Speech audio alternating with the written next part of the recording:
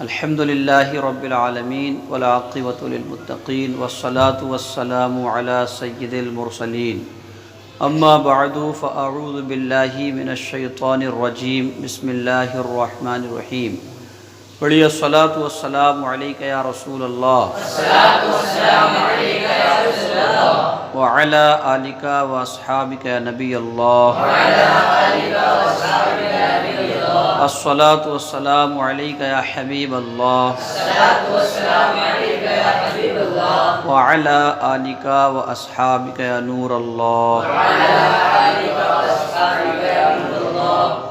پیارے بچوں اور ناظرین کرام، ایک مرتبہ ہم پھر سے حاضر ہیں درس مدنی قاعدہ میں، اور الحمدللہ ہم نے اس کے 5 اسباق پڑھ لیے اور سمجھ لیے، اور ہمارا چھٹا سبق چل رہا ہے، اور چھٹے سبق میں ان تمام باتوں کو دہرایا جا رہا ہے جو ہم پہلے پڑھ کے آئے ہیں، جیسے حروف مستعلیہ کے بارے میں ہم نے جانکاری لی، اور حرکات کے بارے میں ہم نے سیکھا، اور تنوین کے بارے میں، ٹھیک ہے۔ تو انہی تمام پچھلے اسباق کو اس مشق والے سبق میں دہرائی کرائی جا رہی ہے، تو اس پہ ہمیں غور کرنا ہے اور سمجھنا ہے کیسے پڑھنا ہے، ٹھیک ہے۔ تو 6 کلمات تو ہم نے پڑھ لیے تھے مدنی قاعدے کے چھٹے سبق کے، نزل، خلق، صدق، یدک، بلغ اور طبع، ٹھیک ہے۔ آج اس کے بعد کے 6 کلمے ہمیں سیکھنا ہے اور پڑھنا، یہ سیکھنا کیسے پڑھیں گے اسے، ٹھیک ہے۔ تو پہلا کلمہ ہمارا آج ہے جعل، کیا ہے؟ جعل۔ تو دیکھیں جیم پہ زبر ہے، اور عین پہ بھی زبر ہے، اور لام پر بھی زبر ہے۔ تو آپ نے پڑھ لیا کہ زیر، زبر، پیش، تینوں حرکات جو ہیں ان کو بغیر کھینچے اور بغیر جھٹکا دیے پڑھتے ہیں۔ چلو خیر، یہ بھی تھوڑا تھوڑا سمجھا دیتے ہیں کہ جیم کا جو مخرج ہے، جو زبان کا بیچ کا حصہ اور تالو کا بیچ کا حصہ، وہاں سے کیا ادا ہوتا ہے؟ جیم ادا ہوتا ہے۔ ایسے عین ہے تو عین کہاں سے ادا ہوتا ہے؟ درمیان حلق سے۔ کہاں ادا ہوتا ہے؟ کہاں سے؟ درمیان حلق سے۔ ایسے لام جو ہے تو زبان کا کنارہ مسوڑوں سے لگا کر ہم لام ادا کرتے ہیں۔ زبان کا کنارہ کہاں سے لگتا ہے؟ مسوڑوں سے لگاتے ہیں تو کیا ادا ہوتا ہے؟ لام ادا ہوتا ہے۔ تو اب اس کو کیسے ادا کریں گے کہ زبر زیر پیش کو کھینچنا تو ہے نہیں، چلو دونوں طرح سے پڑھتے ہیں، پہلے ہجے کرتے ہیں پھر رواں، ٹھیک ہے۔ پڑھو جیم زبر جا، عین زبر ع، جع، لام زبر لا، جعل، ٹھیک ہے۔ یہ تو ہو گیا صحیح، یہ کیا ہو گیا؟ یہ تو صحیح آپ نے پڑھا۔ اب اسی کو اگر جعل کو جیسے مانا، ایک بار اور لکھ لیتے ہیں، یہ جعل لکھ لیا آپ نے، ٹھیک ہے۔ پھر سے اب اگر ہے تو جیم پہ زبر، اگر کوئی پڑھ لیا جعل تو پھر یہ زبر نہیں رہا بلکہ یوں ہو جائے گا، جا ہے نہیں، یہ ہو جائے گا جعل، کیا ہو جائے گا؟ جعل۔ اور کلمہ کیا ہے؟ جعل۔ صحیح کیا ہے؟ جعل۔ اور ہم نے کہہ دیا، ہم نے تھوڑا سا آواز کو کھینچ لیا اور کہہ دیا جعل، تو یوں ہو جائے گا، پھر کیسا ہو جائے گا؟ جیسے نیچے والا لکھا ہے، تو یہ والا جو ہے صحیح نہیں ہے، اوپر والا کلمہ جو ہے وہ صحیح ہے۔ کون سا کلمہ صحیح ہے؟ اوپر والا صحیح ہے، ٹھیک ہے۔ تو کیا ہے؟ جعل، کیا ہے؟ جعل، کیا ہے؟ جعل۔ اسی طریقے سے اگر ہم نے جیم کو تو نہیں کھینچا مگر عین کو کھینچ دیا، کیا کو کھینچ دیا؟ عین کو کھینچ دیا، اور اسے ہم نے نہیں کھینچا، یہاں پر ہم نے زبر ہی رکھا، سمجھ رہے ہیں، اور اسے کھینچ دیا تو کیا ہو جائے گا؟ جعل، کیا ہو جائے گا؟ تو یہ صحیح ہے؟ اب یہ غلط ہو گیا، ٹھیک ہے۔ اسی طریقے سے ہم نے عین کو تو نہیں کھینچا، اس پہ ہم نے زبر کا زبر ہی رکھا، مگر ہم نے لام کو کھینچ دیا تو کیا ہو جائے گا؟ جعل، کیا ہو جائے گا؟ تب یہ صحیح ہے؟ غلط ہے۔ تو تینوں جو حروف ہیں جعل کے اندر، اس میں سے کوئی سا بھی حرف ہمیں کھینچنا نہیں ہے، تینوں کو بغیر کھینچے بغیر جھٹکا دیے پڑھنا ہے۔ جعل، کیسے؟ جعل، ٹھیک ہے۔ کیسے؟ جعل، ٹھیک ہے۔ اب آگے بڑھتے ہیں۔ فا زبر فا، عین زبر ع، فع، لام زبر لا، کیا ہوا؟ فعل۔ تو اس میں کوئی کلمہ حرف کھنچے گا؟ اس میں بھی کوئی حرف نہیں کھنچے گا۔ اس کلمے کے اندر بھی سارے حروف پر کیا ہے؟ زبر ہے، کیا ہے؟ زبر۔ تو زبر کو کیسے پڑھتے ہیں؟ ٹھیک ہے، ماشاءاللہ آپ سیکھ رہے ہیں بہت تیزی کے ساتھ۔ تو فا کا مخرج چاہے سمجھ لو، فا کا مخرج جو ہے اوپر کے دانتوں کا کنارہ نیچے کے ہونٹ سے لگا کر جو ہے فا ادا ہوتا ہے. ٹھیک ہے، ٹھیک ہے، سمجھ لیا آپ نے. تو کیسے پڑھیں گے؟ فعل. اب آگے ہمارا تیسرا کلمہ نظر. کون سا آ گیا؟ نظر. تو نون پہ کیا ہے؟ زبر ہے. نون پہ کیا ہے؟ زبر ہے. اور وا پہ بھی کیا ہے؟ زبر ہے. تو کیسے پڑھیں گے؟ نون زبر نا، اور ظا زبر ظا. کیا ہوا؟ نظر. را زبر را، نظر. ٹھیک ہے. تو نون بھی باریک حروف میں سے ہے اور را بھی باریک حروف میں سے ہے. ظا حروف مستعلیہ میں سے جو حروف پر پڑے جاتے ہیں وہ کتنے ہیں؟ 7 ہیں. کتنے ہیں؟ 7 ہیں، جن کا مجموعہ کیا بنتا ہے؟ خصہ ضغطن قیض.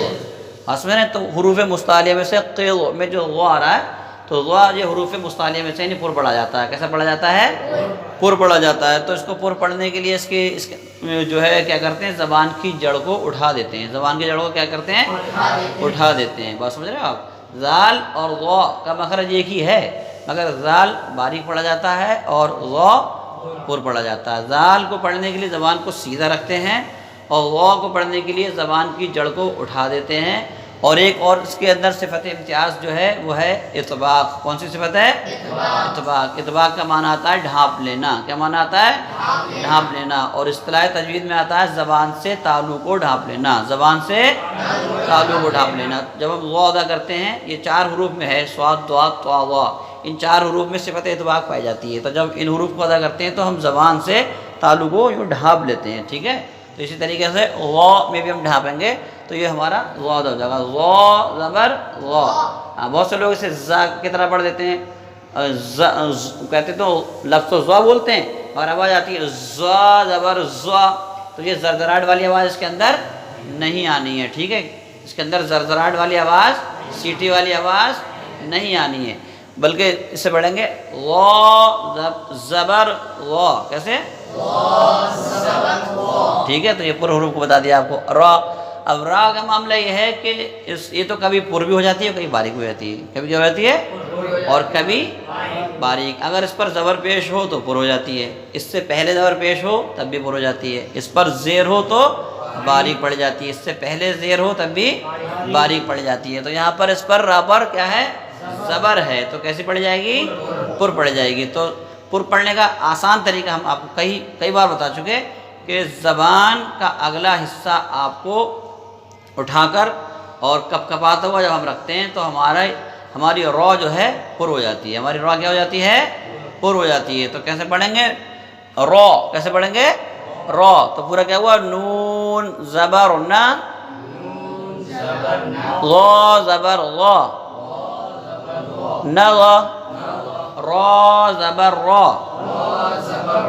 نظر. ٹھیک ہے. اب نیچے آ جاتے ہیں ذکر. تو زال میں بتایا تھا اور ظا، ان دونوں کا مخرج کیا ہے؟ ایک ہی ہے. کیا ہے مخرج؟ وہ مخرج پتہ ہے وہ مخرج کیا ہے؟ کہ سرا زبان اوپر کے سامنے والے دانتوں کا نچلا اندرونی حصہ، وہاں سے جب ہم لگاتے ہیں زبان کے سرے کو سامنے والے اوپر کے دانتوں کے نچلے اندرونی حصے سے لگاتے ہیں تب زال اور ظا ادا ہوتا ہے. تو مخرج دونوں کا ایک ہے، مگر وہ پر حروف میں سے ہے اور یہ باریک حروف میں سے ہے. یہ کون سے حروف میں سے ہے؟ باریک حروف میں سے. تو اس کو جب ادا کریں گے زال کو تو زبان کو ہم سیدھا رکھیں گے. کیسا رکھیں گے؟ سیدھا رکھیں گے. کیسے پڑھیں گے؟ زال زبر ذا،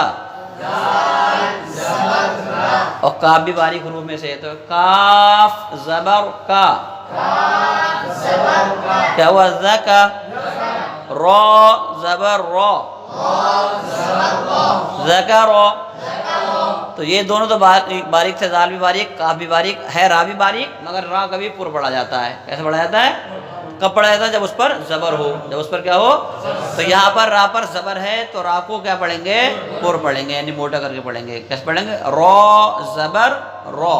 تو کیا ہوا پورا؟ ذکر. کیا ہوا؟ ذکر. ٹھیک ہے. اب یہ تیسرا کلمہ آ گیا ہمارا کسبا. تو اس میں بھی تینوں کے تینوں حروف کیسے ہیں؟ باریک ہیں. تو کاف زبر کا، سین زبر سا، کسا. با زبر با، کسبا. کسبہ کے اندر جو تینوں حروف ہیں ادائیگی کے اعتبار سے بہت آسان ہیں. کیسے ہیں؟ آسان ہے. اس میں زیادہ ہمیں تکلف نہیں کرنا پڑتا، زیادہ ہمیں تکلف نہیں کرنا پڑتا، زیادہ ہمیں دقت میں نہیں آتے ہیں، آسانی سے ادا ہو جاتا ہے. کیسے ادا ہو جاتے ہیں یہ حروف؟ ہاں، تو کاف کا جو مخرج ہے بتا دیا کہ زبان کی جڑ، تالو کا سخت حصہ، ٹھیک ہے. سین کا بھی مخرج بتا چکے ہیں کہ نوک زبان اور اوپر نیچے کے دانتوں کا اندرونی حصہ. با کا بھی بتا چکے ہیں کہ با دونوں ہونٹوں کا تر حصہ، دونوں ہونٹوں کا تر حصہ، وہاں سے کیا ہوتا ہے؟ بادا ہوتا ہے. تو کیا ہو گیا؟ کسبہ. ٹھیک ہے. پھر یہ آ گیا ہمارا لاسٹ کلمہ ابلی. تو پڑھیں گے حمزہ زیر ای. کیسے پڑھیں گے؟ ہاں، حمزہ کو کھینچنا نہیں ہوتا، حمزہ پڑھتے ہیں. کیا پڑھتے ہیں؟ ہاں، جو حمزہ بولا جاتا ہے نا تو ایسے بولا جاتا ہے حمزہ. کیسے بولا جاتا ہے؟ حمزہ. حمزہ زبر، حمزہ زیر ای. کیا پڑھیں گے؟ ای. ٹھیک ہے. تو زیر کو بھی نہیں کھینچا جاتا، جیسے زبر کو نہیں کھینچا جاتا ویسے زیر کو نہیں کھینچا جاتا. پھر با پر زیر ہے، با زیر بی. کیا ہوا؟ E B. ٹھیک ہے. حمزہ زیر ای اور با زیر بی. کیا ہوا؟ E B. اور لام زیر لی. کیا ہوا؟ ای بی لی. ٹھیک ہے. تو جیسے زبر نہیں کھنستا ہے ویسے ہی زیر بھی نہیں کھنستا ہے. اگر آپ نے اسے پڑھ دیا، یہ زیر ہے اور آپ نے کر دیا، پڑھنا چاہیے تھا ای بی. کیا پڑھنا چاہیے تھا؟ E B. اور آپ کہہ رہے ہیں ای بی. کیا کہہ رہے ہیں؟ تو یہاں پر زیر نہیں رہا، یا تو پھر کھڑا زیر ہو گیا، یا کھڑا زیر کے اندر جو ہوتی ہے وہ یا ہوتی ہے. کیا ہوتی ہے؟ یا ہوتی ہے. تو آپ نے ایک حرف بڑھا دیا، یا بڑھا دی. اس میں کیا بڑھا دی؟ ایسے یہاں پر آپ نے جب کھڑا زبر بڑھایا تو ایک حرف بڑھا دیا، یعنی الف بڑھا دیا. کیا بڑھا دیا؟ الف بڑھا دیا. زیر کے زیر کو اگر آپ نے کھینچ کے ابی، ابی کہنا چاہیے. ابی کیا کہنا چاہیے؟ ابی. اور آپ نے کہہ دیا ای بی. کیا کہہ دیا آپ نے؟